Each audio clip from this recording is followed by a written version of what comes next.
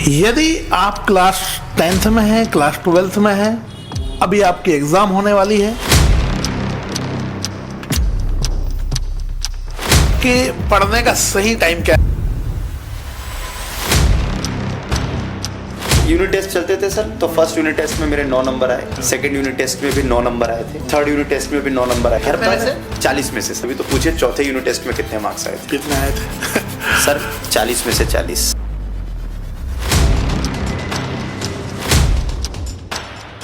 Online शिक्षा जो थी वो हमारे लिए वरदान थी।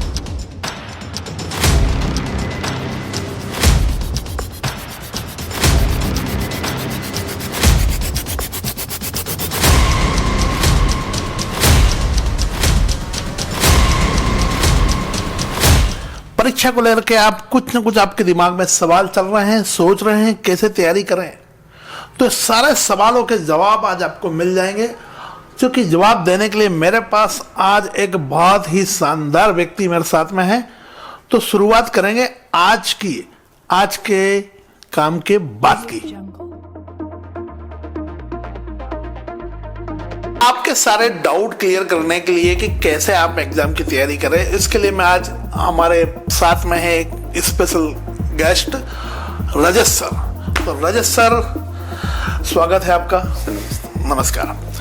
और रजत सर, पहले मैं जानना चाहूंगा कि आप थोड़ा सा हमारे ऑडियंस को अपने बारे में बताएं आप।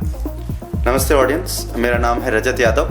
मैं पिछले 10 साल से बोर्ड मास कोचिंग क्लासेस में जो है पढ़ा रहा हूँ। बोर्ड मास कोचिंग क्लासेस मेरे द्वारा बनाई गई है। यहाँ पर काफ़ी सारे हज़ारों बच्चे पढ़ के गए हैं जिन्होंने अपना भविष्य सुधारा है। अगर मैं अपने बारे में बताऊँ तो इससे पहले मैं मर्चेंट नेवी में एज ए नेविगेटिंग ऑफिसर था। उसके बाद मैंने अपना जॉब वहाँ से क्विट करके और टीचिंग लाइन में मैं आया हूँ और बीते 10 वर्षों से मैं टीचिंग लाइन में बच्चों का करियर संवार रहा हूँ। ओके, मैं वैसे एक लाइन में बता देता हूँ कि रजत सर उस टाइप के व्यक्ति हैं, जैसा आज के जो नए युवा हैं कि भाई हमें अपना खुद का कुछ करना है, स्टार्टअप टाइप का कुछ करना है ना, तो वो उस टाइप के हैं। क्योंकि जैसे आपको कोई आपने पढ़ाई की अच्छी और आपको कोई जॉब वगैरह मिल गई अच्छी, तो वो उसको छोड़ना बहुत मुश्किल होता है और ये बड़ा टफ काम होता है। पर लेकिन जिनको अपना खुद का कुछ करना होता है वो ये टफ स्टेप ले ही लेते हैं और उसी टाइप के टफ डिसीजन लेने वाले रजत सर हैं। और चूंकि मैं पर्सनली जानता हूं और आपको ये चीज़ें में मुझे जहाँ तक लगता है कि यही आपको जो है सही से गाइड कर सकते हैं, इसलिए मैं आज सर के पास आया हूँ। तो सर, अपना पहला सवाल ही मेरा ये रहेगा कि आप हमें मतलब बच्चों को कैसे तैयारी करना चाहिए एग्जाम के लिए स्पेशली। सबसे पहले तो सर मैं आपको ये बताना चाहूँगा कि कुछ समय बाद हम जानते हैं कि बच्चे जो हैं अपने 10th क्लास के बोर्ड एग्जामिनेशन और 12th क्लास के बोर्ड एग्जामिनेशन में अपीयर होने वाले हैं। ये बोर्ड एग्जामिनेशन बहुत ही इंपॉर्टेंट एग्जामिनेशन रहता है जिसके लिए हम बहुत निरंतर मेहनत करते हैं, साल भर मेहनत करते हैं। मैं इसमें आपको सबसे पहले जो इम्पोर्टेंट पॉइंट्स है वो ये बताना चाहता हूँ कि आप एक चीज़ का ध्यान रखें कि जो बोर्ड एग्जामिनेशन है वो एक लिखित परीक्षा है। और हम क्या गलती कर देते हैं, हम उस चीज़ की जो प्रैक्टिस है वो लिख करके नहीं करते हैं, जिसके कारण कई बार ये समस्या आती है कि हम कोई भी चीज़ पढ़ी हुई भूल सकते हैं। अगर आप उस चीज़ को लिख करके पढ़ेंगे तो हम नहीं भूलेंगे। बिल्कुल। तो मतलब मेजर पॉइंट ये देखने को मिलता है कि भाई लिखने की प्रैक्टिस करें, क्योंकि एग्जाम आपको लिख करके देना है। जो चीज़ आप जैसे करते हैं ऐसी आपकी आदत बन जाती है। बिल्कुल सर, है ना। जैसे कि आप साइकिल चलाना सीखे तो साइकिल आप चलाते चलाते सीख गए, कोई भी काम करते करते सीख गए, तो लिखते लिखते लिखना अच्छा सीख गए। बिल्कुल सर, मेरा यही कहना है कि अगर मान लो आपकी परीक्षा लिखित है तो प्रैक्टिस भी उसकी लिखित होगी, तो आपका परिणाम जो होगा वो 100% सही होगा और खरा होगा। यदि आपको वाइवा देना है तो वाइवा की तैयारी करो। बिल्कुल सर, है ना। यदि आपको जब लिख करके ही देना है तो फिर लिख करके तैयारी करो। बस आप जितना लिखेंगे उतना सीखेंगे, उतना आपको समझ में आ जाएगा कि हमारी गलतियां कहाँ पर हो रही हैं। बिल्कुल बिल्कुल। अच्छा, एक चीज ये है कि जैसे कि मैं भी बचपन से, मैं जब से पढ़ रहा हूँ, मुझे कॉपी बनाना बड़ा ही बोरिंग टाइप से लगता है और जो है राइटिंग मेरी आज तक भी सुधर नहीं पाई। मैं सोचा कि डॉक्टर बन जाऊंगा लेकिन उस समय मुझे आइडिया नहीं था कि डॉक्टर बनने के लिए बायो लेना रहता है या क्या पढ़ना रहता है। तो एक मोटे मोटे तौर पे इस बारे में अपन बात करेंगे कि मोटे मोटे तौर पर बात करेंगे कि भाई आर्ट साइंस कॉमर्स लेना है तो हमें क्या चीज पहले ध्यान रखना चाहिए। ये बात अपन बाद में करेंगे, लेकिन उससे पहले मैं अभी एग्जाम पे और बात कर लेते हैं हम लोग कि पढ़ने का सही टाइम क्या है, मतलब कितना पढ़ना चाहिए, किस समय पढ़ना चाहिए, सुबह पढ़ें, शाम को पढ़ें, कब पढ़ें? देखिए, इसके बारे में मैं अगर आपको जानकारी दूं तो मैं आपको बता दूं कि कहीं पर भी किसी किताब में लिखा नहीं है कि कौन सा समय सही होता है पढ़ने का। बिल्कुल। तो मेरा आपसे यही कहना है कि आपका जब मन करे, जब आपका मन आपसे कहे कि ये समय मेरे लिए है पढ़ने के लिए। क्योंकि देखिए, काफी बच्चे, जब आजकल के हम बच्चों को देखते हैं, आप समझते होंगे आजकल के बच्चों का नाम जो है वो जेन जी है, उस नाम से जाना जाता है। तो वो फ्रीडम में रहना चाहते हैं। तो जो बहुत सरल तरीका है, जब आपका मन करे, अगर आपको लगता है कि लेट नाइट स्टडीज मुझे अच्छी लगती है तो लेट नाइट स्टडीज कर लीजिए, या फिर अगर आपको लगता है कि नहीं अर्ली इन द मॉर्निंग मेरे लिए सुटेबल रहेगा, तब आप पढ़िए। लेकिन आप जब भी पढ़ें तो अपना ध्यान मग्न होकर के पढ़ेंगे तो उसका रिजल्ट आपको बेस्ट मिलेगा। ऐसा कोई समय बाउंडेशन नहीं, और कहीं ऐसा लिखा भी नहीं है सर। वो कहते थे कि सुबह उठ के पढ़ोगे तो बढ़िया रहेगा, लेकिन मेरा ये मानना है कि आप सिर्फ ध्यान लगा करके जब पढ़ोगे तब आपको वो चीजें आ जाएंगी। बिल्कुल, ये मिलक नहीं है। एक बात मैं ऐड करना चाह रहा हूँ कि जब इच्छा करे तब पढ़ना। अब मैं आपको थोड़ा सा एक बात सुनाना चाह रहा हूँ। मैं 9th क्लास में, तो ये सेम बात मुझे बोली थी मेरे मामा ने जी। मैं मामा के पास पढ़ता था, सब रहता था। तो मैंने मामा से बोला कि मैं एक्चुअली, वो आए थे उस दिन घर पे, मैं नाना नानी के साथ रहता था, तो मुझे पढ़ते हुए देख रहे थे, पर मैं सामने टीवी चल रही है और मैं इधर किताब लेके बैठा हूँ। जी जी बिल्कुल। तो मामा समझ गए कि मैं टीवी देख रहा हूँ और सिर्फ दिखाने के लिए पढ़ रहा हूँ। जी। तो मामा जी ने ऐसे कैजुअली बोल दिया कि बेटा जब इच्छा हो तब पढ़ना। जी। तो मैंने उस बात को बिल्कुल मतलब ऐसा रख लिया कि हाँ भाई, जब इच्छा होगी तब पढ़ूंगा। तो मैंने सोचा कि जब इच्छा होगी तब पढ़ूंगा। ऐसे करके दिन निकले, महीने निकले, फिर एग्जाम टाइम आ गया, इच्छा तो हुई नहीं। इच्छा तो हुई नहीं। बिल्कुल सही बात है। तो फिर इसका सॉल्यूशन, चूंकि मैं भी एक टीचर हूं, मैं इसलिए सॉल्यूशन देना चाहूंगा कि इसका सॉल्यूशन ये है कि इच्छा भी तभी होगी जब आप खुद तैयारी करेंगे।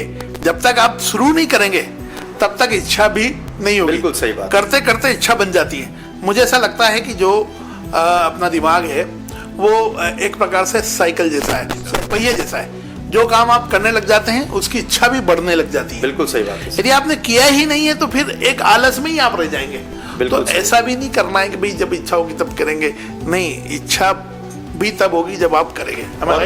बिल्कुल सही बात। और सर मैं ये भी कह दूं आपसे कि जैसे अभी आपने बताया कि मामा जी के बारे में और आप टीवी देख रहे थे, तो मैं बहुत सिंपल सा बताता हूँ बच्चों को कि पढ़ाई जो है वो एक तप है। जैसे ऋषि मुनि जी करते थे, बिल्कुल, वो तप करते थे। कोई भी उनके उस तपस्या को भंग करने आ जाए लेकिन वो ध्यान मग्न रहते थे। बिल्कुल। तो मेरा यही कहना है कि अगर आप उस चीज में ध्यान मग्न हो जाए तो बेस्ट रहेगा। और ध्यान मग्न होने के लिए आपके इर्द गिर्द में जो भी डिस्ट्रैक्शंस हैं, राइट, उनसे सबसे पहले हटें। और आज के समय में जो सबसे पहला डिस्ट्रैक्शन आता है मोबाइल, उसके बाद टीवी, इन सबसे दूर रह करके अगर आप तप करके पढ़ सकते हैं तो सर आप और हम दोनों समझते हैं कि उसका जब परिणाम आता है वो कितना खूबसूरत होता है। बिल्कुल। ये बोर्ड एग्जामिनेशन आप पढ़ लीजिए, कहते हैं कि जिंदगी के 9वीं 10वीं 11वीं 12वीं आप लगाइए, उसके बाद आजीवन आराम पाइए। बिल्कुल। इसमें एक बात और मैं ऐड करना चाह रहा हूँ कि जैसे एक आपका मेरा टाइम मान लेते हैं या मेरा टाइम मान लेते हैं, थोड़ा सा मेरी एज ज्यादा है थोड़ी आपसे, तो ये है कि भाई उस समय आपको जैसे कोई प्रश्न का जवाब नहीं मिल रहा है तो फिर आपके पास टीचर ही एक साधन था। सही बात है। या फिर बुक में आप ढूंढेंगे तो वो अक्सर क्योंकि मिलता नहीं था या ढूंढना में बड़ा टाइम बर्बाद होता था, तो वो बड़ा मुश्किल चीज होती थी। आज के बच्चे के पास चैट जीपीटी है, ऑनलाइन है, वो क्वेश्चन जरूर देख सकता है। सही बात है ना। मैं यहाँ ऑनलाइन पढ़ने की बात नहीं कर रहा हूँ, लेकिन जैसे आपको कोई प्रॉब्लम आ रही है तो उसका आपको क्वेश्चन का आंसर आपको नेट पर आसानी से मिल जाएगा, बहुत आसानी से मिल जाएगा। मतलब कोई बड़ा से बड़ा क्वेश्चन भी ऐसा नहीं होगा जो आज के टाइम पर आपको जवाब नहीं मिले, जिसके लिए आपको किसी का इंतजार करना। बिल्कुल। तो ये एक बात तो है कि जो अपना इंटरनेट वगैरह है इसका बहुत ज्यादा सपोर्ट है बच्चों को, क्योंकि इंफॉर्मेशन तो अब कोई बड़ी बात ही नहीं रही। आपको मतलब आप ये नहीं पता करना पड़ता है कि भाई वास्को डी गामा ने, मतलब भारत के जो समुद्री रास्ते खोज है वो वास्को डी गामा ने की थी या किसने की थी, आपको में पता चल जाएगा। किसी एक इंसान का इंतजार करने की जरूरत नहीं है। पर यही एक सवाल पैदा होता है कि क्या हमें ऑनलाइन पढ़ना भी चाहिए या ऑनलाइन, जैसे कि एक समय कोरोना का समय चला था। मेरी अपनी खुद की अपनी राय है, लेकिन मैं जानना चाहता हूँ कि आपकी क्या राय है। सर अगर हम कोरोना काल की बात करेंगे तो कोरोना काल में क्या हो चुका था कि हम हर जगह से बंद हो चुके थे। तो उसमें ये ऑनलाइन शिक्षा जो थी वो हमारे लिए वरदान थी। बिल्कुल, हमें वरदान मिला था कि हम इसके तहत पढ़ाई करें। लेकिन जैसे जैसे समय बदला, कोरोना जो था वो जब गया, अब जो है चीज़ें बहुत ही नॉर्मल हो गई हैं। तो जो चीज़ें हमारे लिए वरदान थी वो कहीं ना कहीं आज के समय में अभिशाप होते जा रही है। बिल्कुल, जिसका हम सही तरीके से इस्तेमाल नहीं कर रहे हैं। क्योंकि सर आप समझिए, अगर आज का युवा बच्चा 4-4, 5-5 घंटे बैठ करके मोबाइल की स्क्रीन को देखेगा तो हम और आप समझते हैं कि उसकी आंखों पर क्या असर पड़ता है। बिल्कुल बिल्कुल। उसके बाद सर दूसरी प्रॉब्लम ये भी आती है कि हम समझते हैं समझदार और बच्चे में क्या फर्क है, इसलिए हम उसको बच्चा बोलते हैं क्योंकि वो अभी समझदार नहीं है। तो उसके एवज में मोबाइल पर एक एडोलेसेंस एज है, एक बढ़ता हुआ उम्र का बच्चा है, क्या मैसेजेस आते हैं, कोई किसी फोन कॉल आ गया या कुछ आ गया तो वो क्या हो जाता है सर, इजीली डिस्ट्रैक्ट हो जाता है।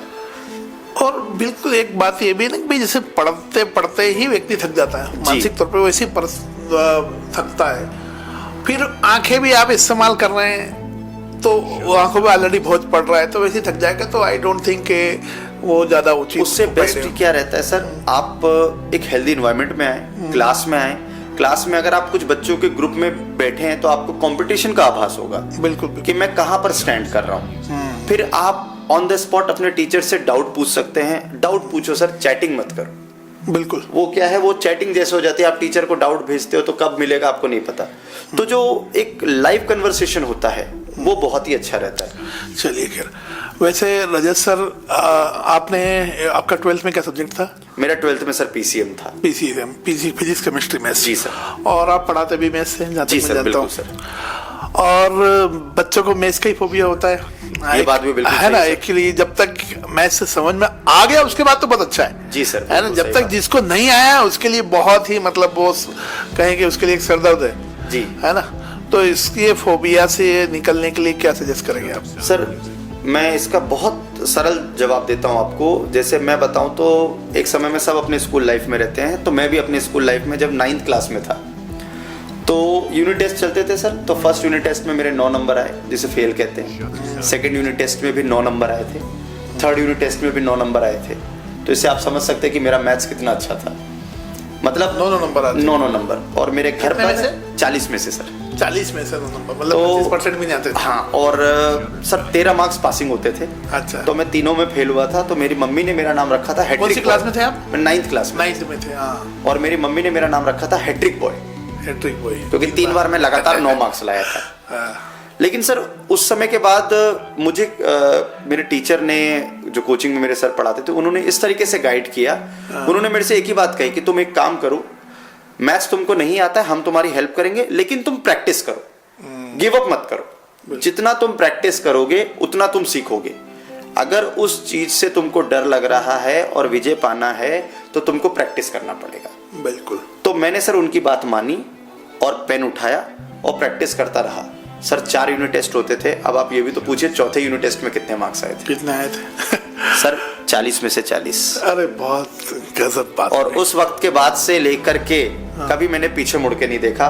और आज आपके सामने हूं मैं कि मैंने काफी बच्चों को पढ़ाया जो 90-95% बनाते हैं मैथ्स में। ये सेम स्टोरी मैं भी शेयर करना चाह रहा हूँ कि वैसी बात है, मैथ्स तो किसी का भी अच्छा नहीं होता शुरुआत में तो, पर जब आप करते हैं तो आ जाता है। क्योंकि मेरा कॉमर्स था जी, फिर मेरा बीकॉम मैंने किया। बीकॉम करने के बाद में जब मैं इंदौर गया, वहाँ से मैं कैट की तैयारी करने के लिए गया था। तो कैट इंट्रेंस एग्जाम होती है मैनेजमेंट के लिए। तो कैट की तैयारी जब मैं करने गया तो उसमें चूंकि आपका इंग्लिश भी होता है, रीजनिंग भी होता है और मैथ्स भी होता है। अब चूंकि अपन कॉमर्स वाले थे, मैथ्स भी अच्छा नहीं था।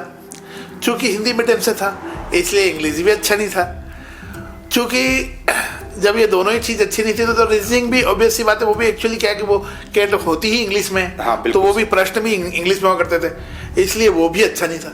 मतलब मिला जुला के तीनों ही सब्जेक्ट अच्छे नहीं थे।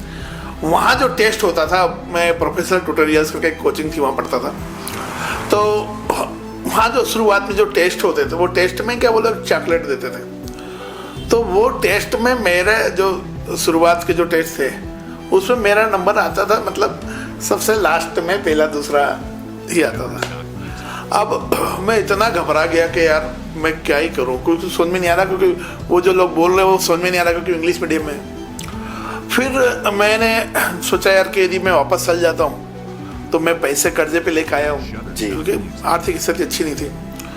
तो फिर मैंने कहा यार इसका तो कोई उपाय नहीं है। फिर मैंने जो है अपने रूम में, पूरे रूम में मीनिंग फार्मूले सब लगा दिए पूरे रूम में। और फिर जो है मैंने, चूंकि आप जैसे कि कितना बड़ा ही रूम है, मान लो छोटा रूम है 10 बाय 10 का, तो उसमें छत तक पे मैंने फार्मूला लगा दिए जी। एक तो वो मैंने किया। दूसरा मैंने क्या किया कि मैथ्स की एक शायद RS अग्रवाल ऐसा कुछ कोई सी किताब RS अग्रवाल होगी सर। हाँ, RS अग्रवाल की किताब आती है, तो वो कॉम्पिटिटिव एग्जाम के लिए किताब थी वो।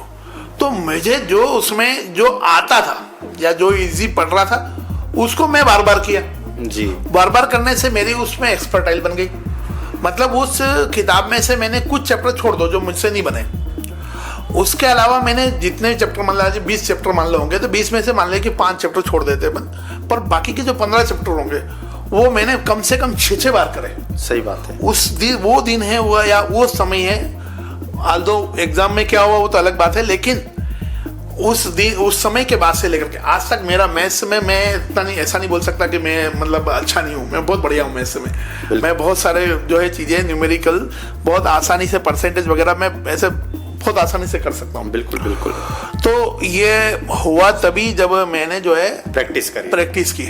आल्दो उसके बाद हुआ ये कि वो जो वहाँ एक टेस्ट होते हैं, तो वहाँ जब छठा टेस्ट था, हर महीने में एक टेस्ट होता था, उसमें मैं फर्स्ट आ गया था। मैंने चॉकलेट जीत ली थी। और उस बैच में कैट में, उस बैच में जो जिन लोगों से मैं देख करके डर रहा था कि ये कितने शानदार पढ़ते हैं, उसमें से एक लड़की है जिसको 39 परसेंटाइल आए थे और वो हाईएस्ट थी।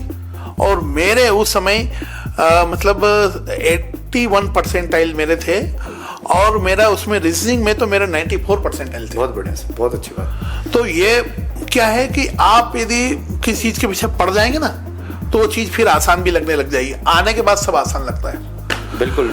आपको तो चीजें डराएंगी, आप डरे ना, उसके पीछे पड़ जाएं, वो खुद ब खुद हार मान लेगी। और जैसे हमारे टीचर तो क्या करते थे सर, कोचिंग पर मोटिवेट करने के लिए शाबाश बोलते थे या चॉकलेट दे दिया। आपको अगर हम खुद बताएं तो हमारे यहाँ जब अभी एग्जामिनेशंस होते हैं, तो जैसे अभी जो एग्जामिनेशन में 3 बच्चे जो टॉपर निकलेंगे, उनको बाबा महाकाल के शिखर दर्शन कराएंगे हम हेलीकॉप्टर से। बहुत बढ़िया है। तो अच्छा कर रहे हैं, बहुत अच्छा कर रहे हैं। हमारे भी सब करवाते तो अच्छा। ये सारी चीजें थी। हाँ, अच्छा एक चीज और है जो कि मैं एक्चुअली, वो तो काफी लंबा टॉपिक है, पर लेकिन इस पर हम बातचीत जरूर करेंगे। तो कि जैसे मुझे ऐसा लगता है कि सही समय पे भी हमें सही गाइडेंस मिल जाता है कि भाई हमें कॉमर्स लेना चाहिए या साइंस लेना चाहिए, साइंस में PCM लेना चाहिए, PCB लेना चाहिए, आर्ट्स लेना चाहिए, क्या सब्जेक्ट लेना चाहिए। बहुत सारे ऐसे करियर ऑप्शंस हैं जिनके बारे में हमें जानकारी नहीं। जैसे सर ने आपने बताया कि आपने मर्चेंट नेवी में कोर्स किया है। अब मर्चेंट नेवी में आई डोंट थिंक के बहुत लोगों को जानकारी होगी। बिल्कुल। और चूंकि मैं भी पढ़ाता हूँ बच्चों को, तो मैं उनको बेसिक चीजें ही पता नहीं होती है। अरे उन्हें ये तक नहीं पता होती है कि मतलब ग्रेजुएशन क्या होता है, ग्रेजुएशन में कौन सब्जेक्ट है। ये भी सभी की बात नहीं कर रहा हूँ मैं, लेकिन बहुत सारे ऐसे बच्चे होते हैं जिनको नहीं जानकारी होती। सही बात है सर, जानकारी, लेकिन ये जानकारी होना सबको चाहिए। बिल्कुल सही। तो मेरा सर आपसे एक रिक्वेस्ट रहेगा कि हम अगले वीडियो में हम लोग इस बारे में बातचीत करें कि बच्चे 12th बाद या 10th बाद ही कौन से सब्जेक्ट लें। बिल्कुल सर। और स्पेशली चूंकि आप मर्चेंट नेवी में आप रह चुके हैं, तो हम अगला वीडियो जो है आपके साथ बनाएंगे कि मर्चेंट नेवी में हम बच्चा कैसे करियर बना सकता है। बिल्कुल, है ना। तो आज के लिए शायद इतना काफी है। बिल्कुल सर, बहुत बहुत धन्यवाद। तो आप बिल्कुल हमारे साथ बने रहिए। रजत सर से हम अगले वीडियो में हम एक बार और एक एपिसोड हम बनाएंगे, उसमें हम बातचीत करेंगे कि मर्चेंट नेवी में यदि आप जाना चाहते हैं या आपने PCM लिया है, फिजिक्स केमिस्ट्री मैथ्स यदि आपने लिया है, तो आप कौन कौन से करियर कर सकते हैं। तो आप बाकी चीजों पे बात करेंगे कि कौन बाकी सब्जेक्ट जो उस पर बात करेंगे, लेकिन सबसे खास बात हम रजत सर से इस बारे में ही करेंगे कि PCM लिया है तो क्या। आई होप कि ये वीडियो आपके काम का होगा। फिर मिलते रहेंगे, तब तक के लिए अलविदा। ज्ञान की बात में आपका स्वागत है। हाँ, चैनल को भी सब्सक्राइब करें। चैनल का नाम है विद्या फर्स्ट। फिर मिलते रहेंगे, धन्यवाद।